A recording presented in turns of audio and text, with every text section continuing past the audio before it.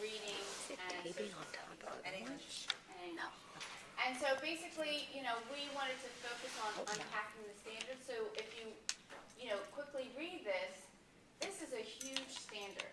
And that's a lot of what we looked at is how to, we tried to just look at one standard and teach it in a day, but you really need to unpack that standard, and it ended up being almost like 3 lessons or a whole week for just one standard. So that's one takeaway from just really analyzing that standard.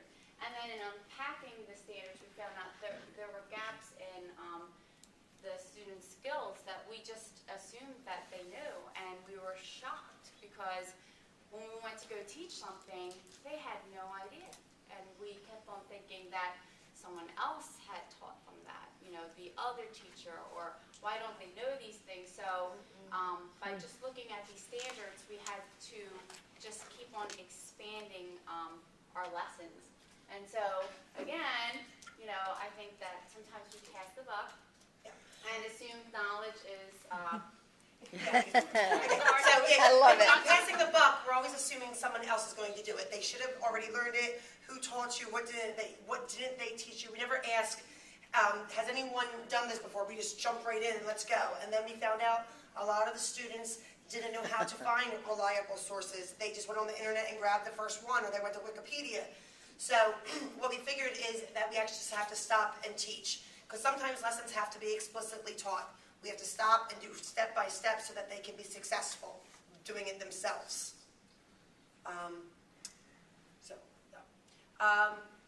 And basically, we're just, with these pictures, we're just showing how we are letting students figure things out. We give them the information, we give them the roadmap, and now you go do. Instead of us hovering over them, making sure that they can do every little thing perfectly, we're just letting them go and letting them figure it out. And then this led us to believe that we really need to start to rethink some of our accommodations, especially for those special needs students, because after you give them that information and you let them go and you become that facilitator, we were just so impressed with what our students were able to present. They were able to come up with these ideas, and many times as the observers in the classroom, we were not even able to identify or recognize who was a special needs student and who was a general education student, which was a really big takeaway from this from me.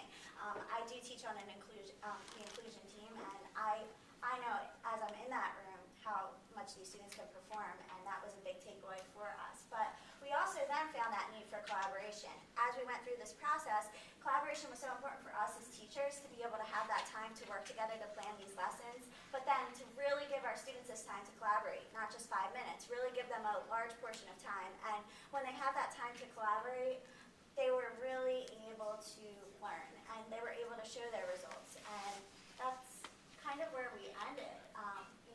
We started thinking about, well, how can our students take these standards and what can they produce? And in a moment, you'll get a chance to see where they went with that. We had some really great projects that were inquiry-based, and we probably wouldn't have come up with these ideas to that level. This is a picture actually from the Renaissance Fair, which was at Bunker Hill.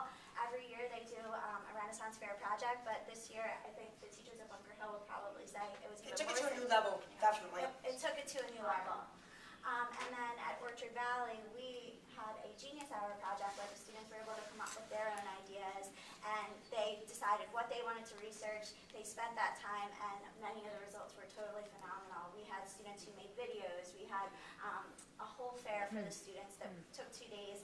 There was someone who made a website for his balloon animal business. There were students who researched stop motion videos. So really there was so much that we took away, but when you give those students that control, after they have that background knowledge, it was just amazing to see the results from our I will students. say we all visited their Genius Hours, and it was really exciting to listen to the students explain things. They weren't looking at the computer while they did it because they really knew it. So it was really exciting to see that and see their images and what they came up with.